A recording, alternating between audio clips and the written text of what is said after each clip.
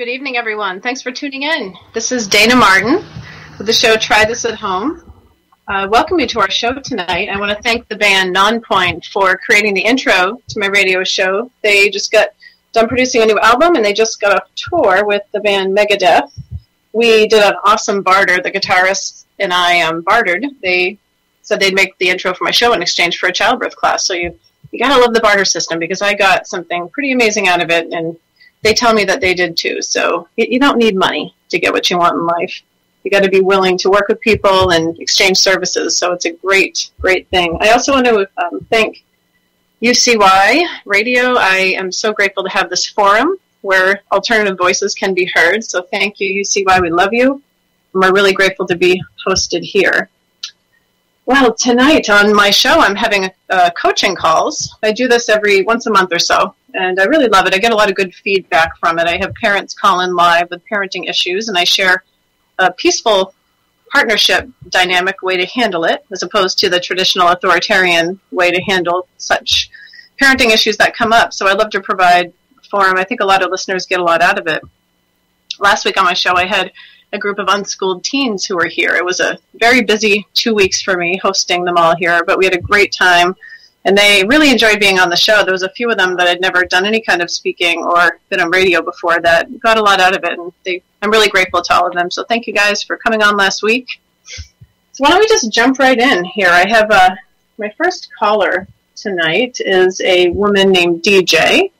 I believe she's here. Are you here, DJ?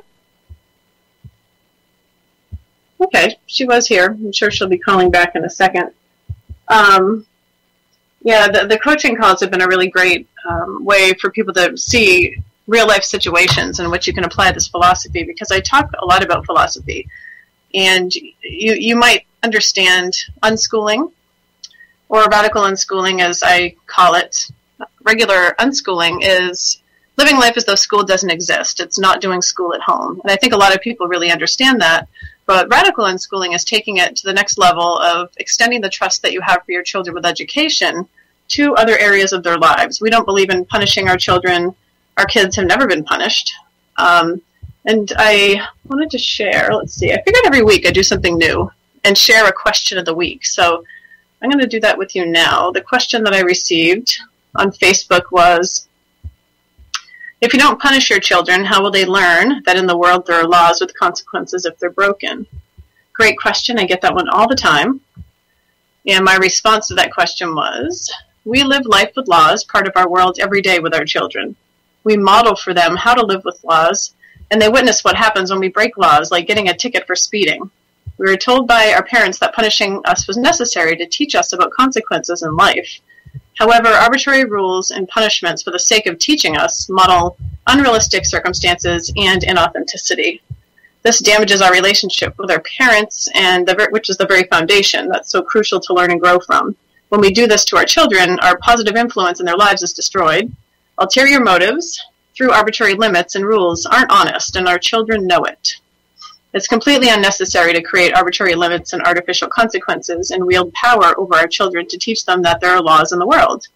In fact, doing so will create such confusion and frustration within them that they're at a great disadvantage in life through built-up resentment and pain from someone they love being cruel and unjust toward them for the sake of a lesson that they would learn as a side effect just through living life with their parent.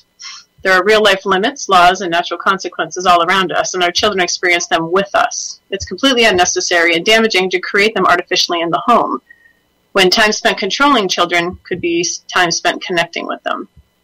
Through discussion and modeling, our children learn not only about the laws in our world, but they have the added benefit of a rock-solid foundation of love, support, and trust with us as parents.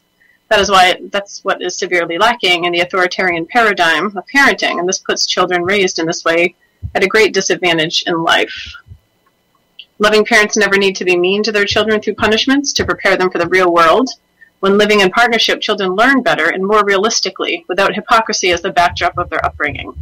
When love is the guiding force of learning about our world instead of fear, we prepare children to live in our world with reverence and love for others, and it allows them to be in a place of acceptance and understanding for the laws that we do choose to live with. So I think that was one of my most shared responses to a question. I think people are really curious about the non-punishment, and they don't know what to do in place of punishments with their children. And it's not really a black and white answer. It's unique to each child and each situation in each family, depending upon what you're dealing with. So I have a couple people calling in tonight where they're curious what to do instead of punishing. I think people have come so far, especially our alternative listeners we have here. A lot of people really get not spanking, but then they resort to timeouts or yelling or using some more gentle or what they believe natural form of discipline, and that's definitely an improvement to hitting a child. But you could take it one step further and let go of the whole idea of punishments altogether. People, I think, have a hard time with that, though, because punishing children is pretty easy compared to working in partnership and focusing on the needs of both the adult and the child.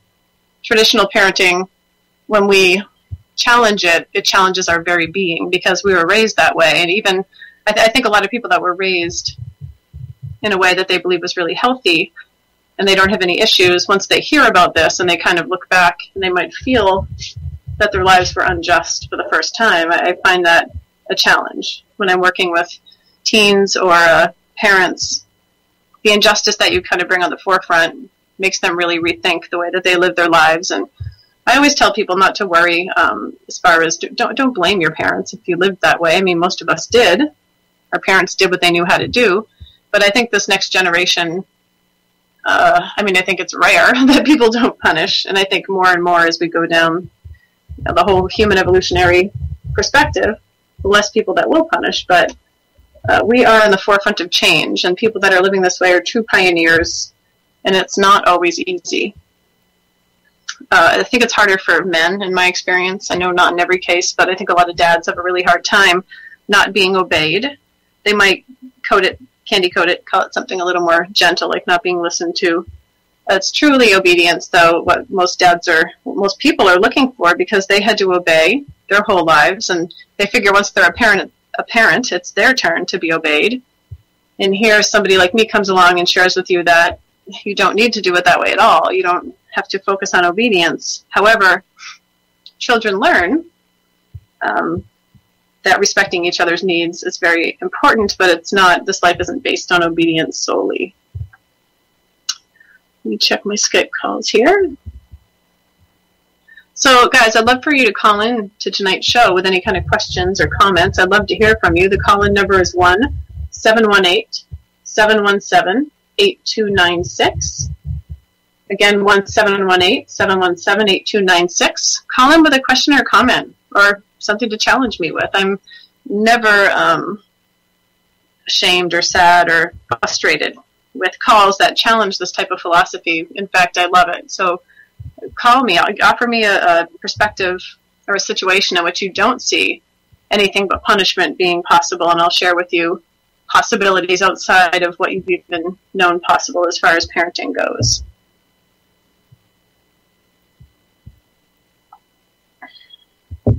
So, and I pursue my own interests and passions in life. I think that's really important for people to realize when they come to unschooling. We want our children to know that learning never ends. It doesn't end because you turn 18. I think for a lot of us, I know me, I couldn't wait to get out of school because I didn't have to, what I thought I didn't have to learn. Unfortunately, I was connecting learning with being forced to learn. And those are two totally different things. So learning is like breathing. It feels really good. Learning is supposed to feel good. You're supposed to expand and grow and follow your interests as part of growth. You grow not only physically but emotionally. So I challenge you as parents to find something that you really would love to learn about, or a passion or interest that you'd like to explore more. It could be anything, but to have your children witness you learning something new, or expanding on your interests, or being passionate about life, that models for them that learning never ends. And you kind of break free from the whole idea that once you're 18, then you don't ever have to do anything like that again. And it kind of brings you into a more natural state of learning and growth being part of our purpose on earth. So one of my side interests, I have a lot of things that I'm interested in right now. I love art.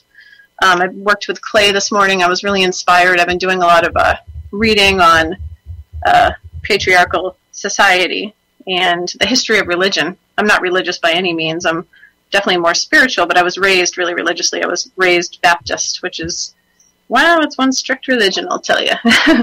I was always like a total people pleaser, and I loved Bible class. I would always memorize the most Bible verses more than anybody else. I still know them, which is crazy because oh my goodness, I'm so far from any kind of religious belief now. But I've been reading a lot about the history of religion and sacred womanhood.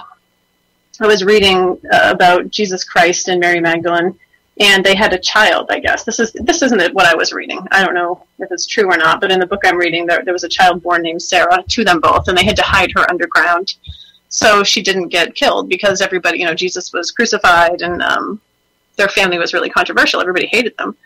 But she was supposed to bring forth the whole idea of the wild, feminine, and sensuality and sacredness, and because she was never allowed to really come out and be known, that part of humanity kind of got pushed to the side, and the whole sacred femininity or goddess kind of perspective in life was taken over completely by a patriarchal system.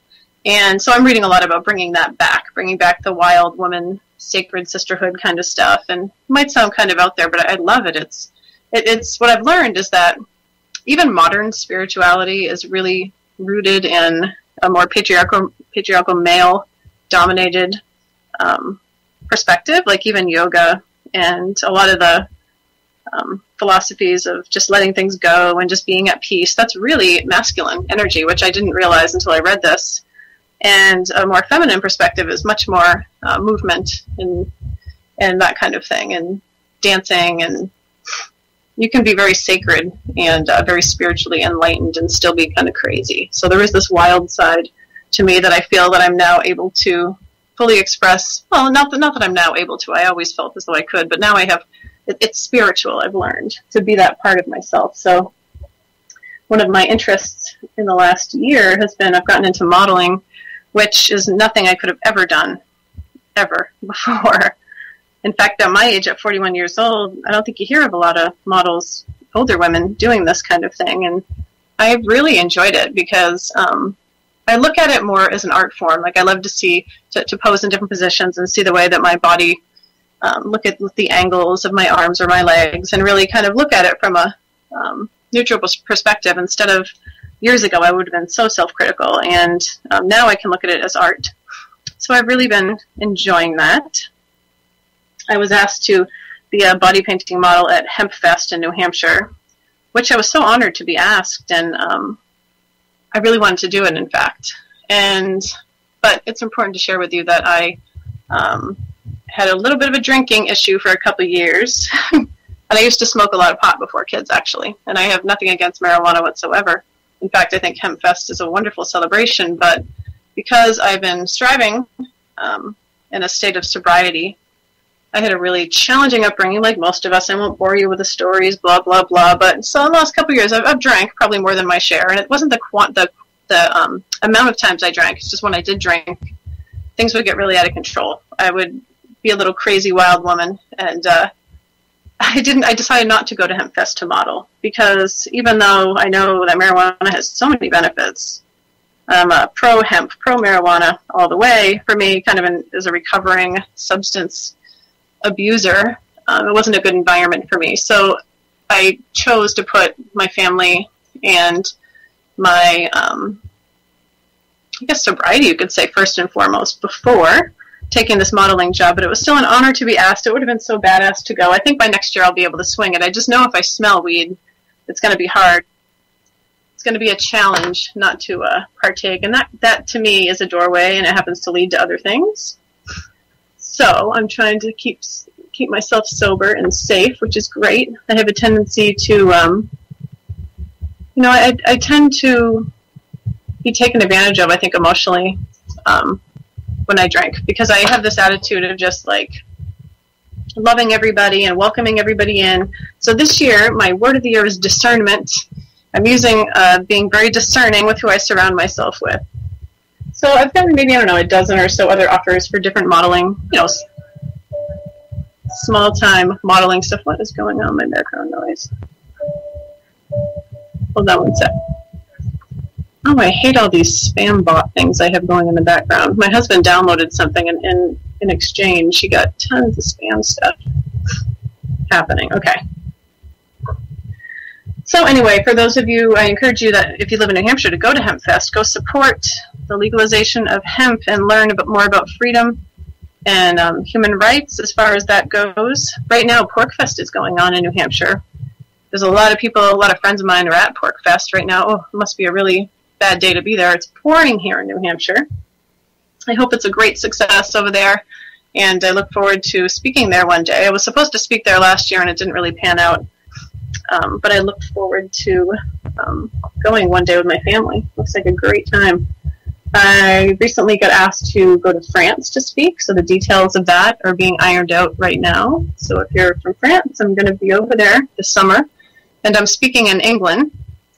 And what I'm finding is it's really important to be educated about the laws in different countries as far as homeschooling goes, because even in Germany, it's illegal. I find that really incredible that homeschooling is actually illegal in some countries. And I get I think the most coaching calls I probably do are from people in Germany. So isn't it funny? It's the place where it's completely forbidden, where unschooling is most popular, and where my first time my book was translated, it was in German, and it sells really well over there. So it's almost like if you make something illegal, man, people are going to push up against it. People are going to want it. It's kind of a mini version of that with parenting, because anytime you try to control something, you make it about you don't make it about the thing anymore. You're making your children be in a place of struggling for their autonomy and wanting to feel freedom, so they're going to push up against anything you are trying to control. And that's why it's so important to learn to live in partnership. Let's see. Okay. Message here.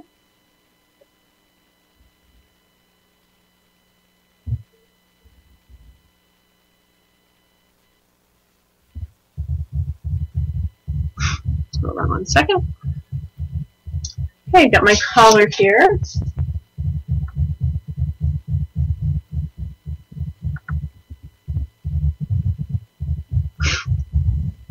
I'm giving her call right back in.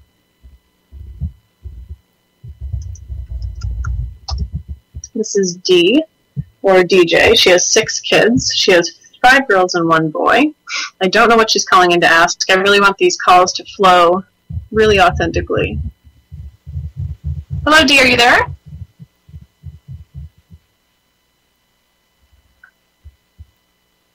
Hi, D, this is Dayna. You're on Try This at Home. Welcome.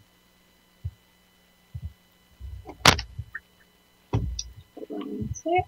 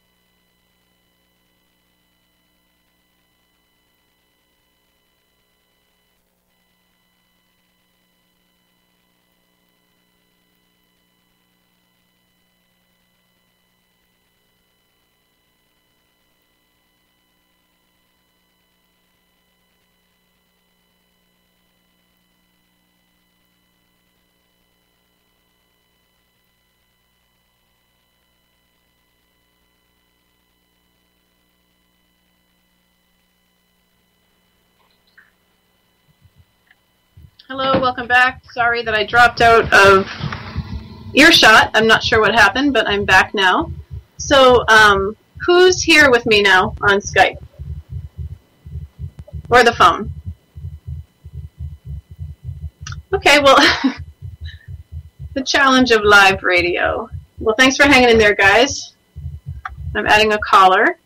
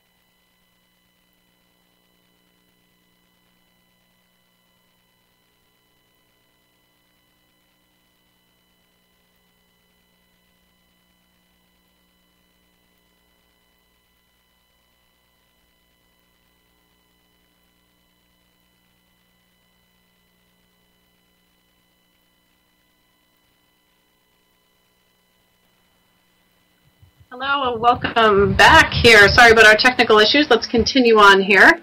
I had a caller named Kelly who was calling back in a second, and another caller named Danielle. They're calling back in. Thanks for hanging in there. Let's see.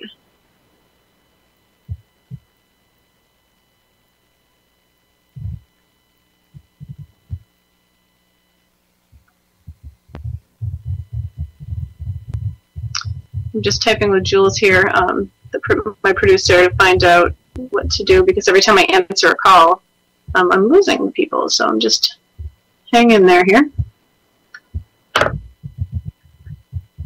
Okay, I think I got one right here. There we go. Hello, welcome. This is Dayna. Who's this? Hi, Dayna. It's Kelly again. Thanks for calling again for the 80th time, Kelly. Okay, let's continue. No problem. And I'm only calling because I'm getting disconnected. I'm not trying to nag you. Oh my gosh, you're so not nagging me. Thank you. We got to go with the flow. This is the perfect example of how high stress situations, how to stay calm. So this is my test from the universe tonight. So let's continue on. So what I gave you for information with your daughter was, as far as the burrito goes, is really to ask yourself, when you're feeling in reaction, I think it's an important time just to breathe and not speak. If you're feeling very reactive to something out of fear, and your instinct is to control something out of fear and react, just stop and think about it. Okay. Stop and think about it. And okay. Sorry, I had you on mute. And ask yourself if this is true. Really ask yourself that question. Is it true that this burrito is going to hurt her? I think many times you can just say to yourself, it's not a big deal. It's only been an hour. Do some research for yourself as to how long it takes for any kind of food-borne. How hot was it in the car? 100 degrees or? Yeah, it was pretty warm. It was probably 104 today. I'm in Texas. Yeah. So there's many different options. So the point in using this as an example is to share with you to focus on her needs and your needs and problem solve together, because giving orders is really easy, but it's really disconnecting from your child. A lot of stuff happens between the two of you that's so negative when you give orders, because if you expect a 2-year-old to put your need for obedience to come before her need to explore and experience and her need for freedom, that's such an unrealistic expectation. Do you understand? So you're asking her to put your need before hers, which is virtually impossible unless you fear a child and hit a child and threaten a child enough to break down their spirit. Then that's possible, but that's not the direction you want to go in, thank goodness. So can you think of any other situations, things that have come up like that? Not for that situation. So what did you do? I have a part two of my question. Okay, just let's finish for one second. What did you do when she took a bite? What did you do? You felt, since you gave an order for her not to.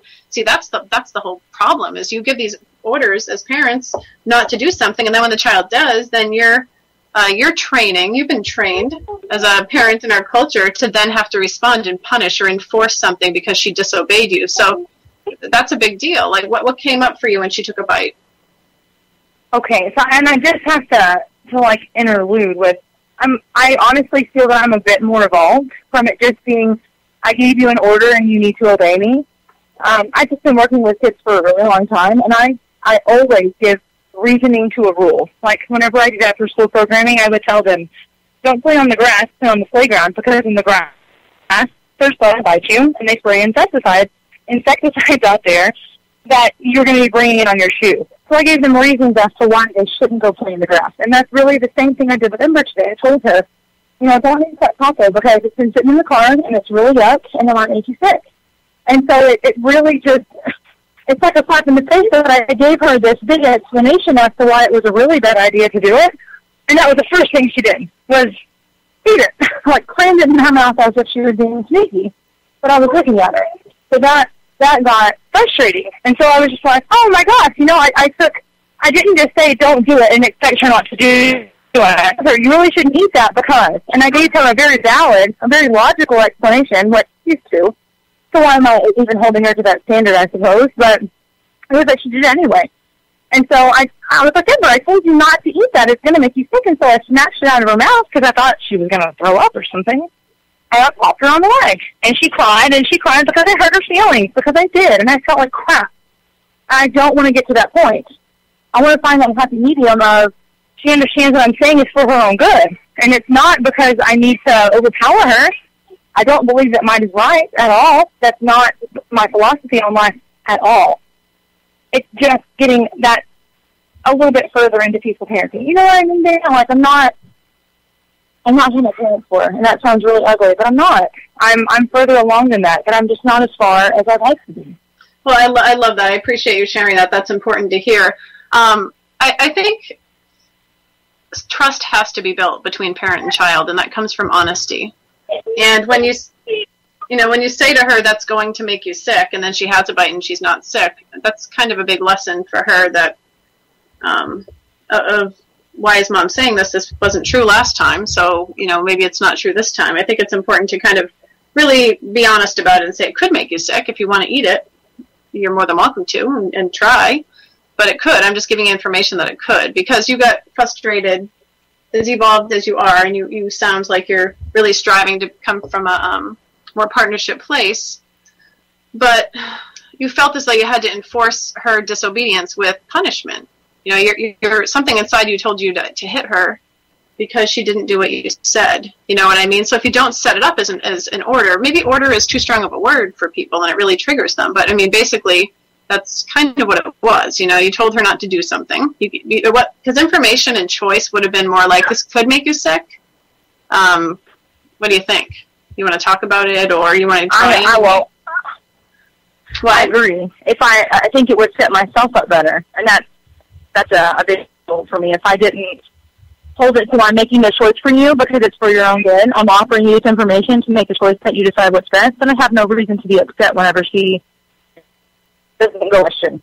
But let's take it. That's great. Let's take it to the level of, what was her need? Was she hungry? I mean, if you work in partnership, you're not the wall between your child and their desires. That you don't want power struggles. The second you step into a power struggle, which you got into, that's when it has to be a winner. It has to be either you or her that's going to win. You set up this cultural, old school dynamic of there having to be a winner and a loser in situations. You can evolve past that and say, oh, sweetie, are you hungry? Because I'm afraid that burrito might be kind of gross. So if you're hungry, let's go back in the grocery store. I'll let you pick something out. If you approach it kindly, because, orders or requests sound really harsh, and they don't come off very kind or loving. In fact, if you can put yourself in her shoes, and what if your partner spoke to you that way, in the same exact way you spoke to her, what would your reaction be? If he was like, don't you do that, you'd be like, excuse me, or whatever. Even if he gave you choices, you'd know if he was being inauthentic and using fear to control you. So what was her need in that moment? You could have explored it with her, had her unwrap it, smell it, look at it. I mean, I know not everybody feels like they have the time to do that, but I'll tell you that the time you take to work in partnership with a child is such an investment, because you don't deal with power struggles or things later on. So you're kind of dealing with these issues head on, if that makes sense. Okay, so Kelly, what else? You said you had another question or another situation you'd like to share? I would really like to focus on this one. So my daughter is 2, and she's very impressionable. And when people will say things to her, Ember, say I love you, like they make her a puppet. And it really frustrates me, because I'd like for her to say things that are genuine and not things that someone's requesting her to say, because then she's just learning to please, and I don't want her to grow up that way. Well, her cousin is 9, and she's very attention-seeking, and that is, just her game. That's how she's been since she was young. And I really need for her to stop telling my daughter what to do and how to do it. Like, just for instance, because I feel that this is going to be more helpful of a question, is last weekend we were at my mother's house, and my niece told Ember, go tell Macy that she's fat. And so Ember went in there and said that. She just said it verbatim. And what did she say? I'm sorry. Say again what she said. Told her to say. She told Ember to tell Macy that she was fat. And so Ember went and she said that. And it upset Macy, rightfully. And I didn't hear about the situation until after the fact. And so I had no way to even be a part of it. But this is the prime example of what happened. this negative behavior is modeled and my daughter takes after it. So do I just completely separate her from that situation? Like, do I keep her, how do I keep her from all the negative influences, is really the question, without her picking them up and taking them along with her? Or do I tell her at 2 years old, and we really don't need to call people fat because it's rude and it hurts their feelings? Like, I don't even feel that would be an appropriate conversation with her because she's 2. Well, the interesting thing is, I want to just share the interesting thing, the ironic thing in what you're asking is, in the first question, you were frustrated that she didn't obey or listen to you. And then in the second situation, she was obedient and did exactly what she was told. And yet then she's being told that wasn't the right thing to do. And so being a child in our culture is so confusing and so conflicting. So I just wanted to pull that out as something just to observe and really think about. I think if that was me, I would just face it peacefully head on with the 3 people involved. So this is the 9-year-old cousin that told your 2-year-old to go tell another child that they were fat, right? Yes. Is that what you said? Yes, ma'am. Yeah, okay. Sorry, the phone line's a little sketchy. So I just want to reaffirm that. So I would just get together with both kids and just tell the one cousin, can you please, for one, please don't use my, daughter to go tell somebody something mean like that. She doesn't really understand it, and she likes you a lot, and she wants to play with you and be with you. So you're kind of exploiting that. I mean, I think we all knew. I think I'm flooded back with memories of being a little girl outside, and there's a 2 or 3-year-old playing in the sand, and the older kids were telling him to swear, and they just thought it was the funniest thing because this little 2-year-old was just mimicking what they were saying to him, to him. And so, I mean, I don't think you need to get into an in-depth conversation. It'll be very confusing for your daughter to say, okay, don't obey this person, don't do what this person says. She can't differentiate necessarily kindness, but you could bring her in on the conversation so she witnesses, that really hurt the other cousin's feelings when she did that. Like, why do you feel the need to do that? How can I work with you guys? Focus on the needs under the behavior. One thing that's not even taking into consideration is I wonder why the 9-year-old felt that they had to do that. She was obviously angry or upset with the other one. So focusing on the needs under the behavior and just working together as kind of a peacemaker and saying, hey, let's talk about this. Last week that I heard about it and it really hurt my feelings. Why did you feel like you needed to tell her she was fat? And just work together in partnership like that. Do you understand? Okay.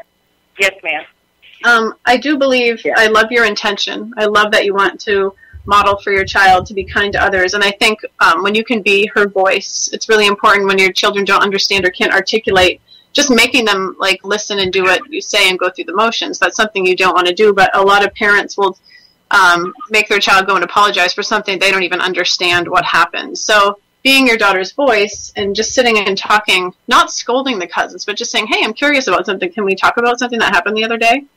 And seeing what they say and just telling them and just saying, I don't really want that to happen again. Let's just talk about it. And invite them in to connect with you, because you could be an amazingly powerful influence in the lives of all of these kids when you focus on the needs under the behavior. Okay. Thank you very much. You're so welcome. So is there any other questions for me tonight, Kelly? I don't think so. I'm sure that there's plenty of other people who want to ask you stuff, so I'm just going to sit back and listen for a while. Okay. Try to learn something else. Okay, great. Thank you very much. I really appreciate your time. Oh, you're so welcome. I'm so sorry about the technical issues there. Oh, that's perfectly fine. No worries at all. Okay, thanks so much for calling in. Take care. Thank you. Bye-bye. Bye. Okay, well, again, I apologize to my listeners for the technical issues. The final cut of this, of course, will be edited, and it will seem like it was flawless. That's the wonderful thing about editing, is you can cut that right out of it. Let me see here. I have a bunch of calls that we're trying to get through while I was talking with Kelly. I'm just going to see if they're still hanging on there.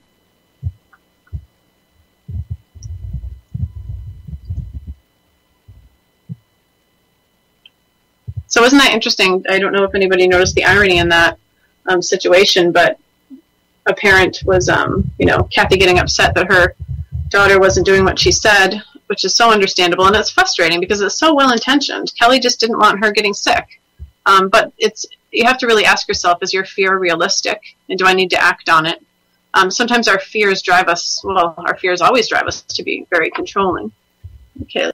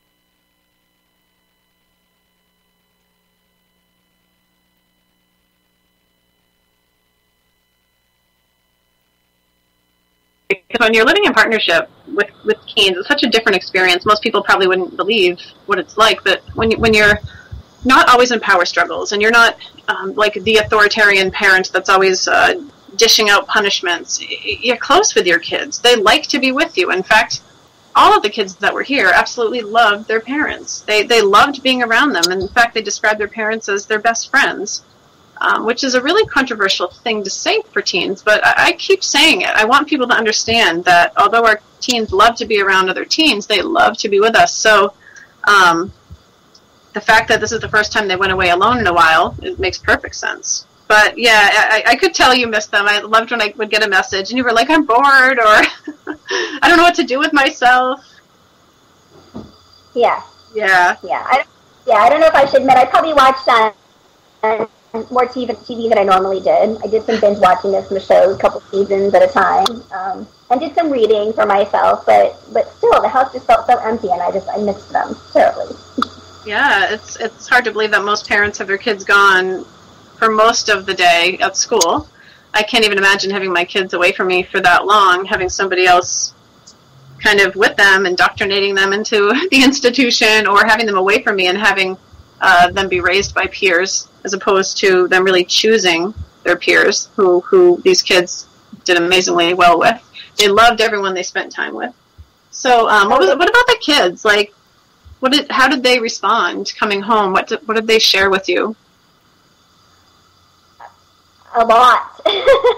They did so much when they were at your house. Their days were so filled. Like Lily kept saying to me, she couldn't believe that sometimes some of the things that she would relate, she would think would have happened over the span of like 3 days, and it was all just in one day, and it was so much fun. And the familiarity that they felt. And they had spent time with the kids at Life Rocks, and Olivia and Tiffany are just such little peas in the pod.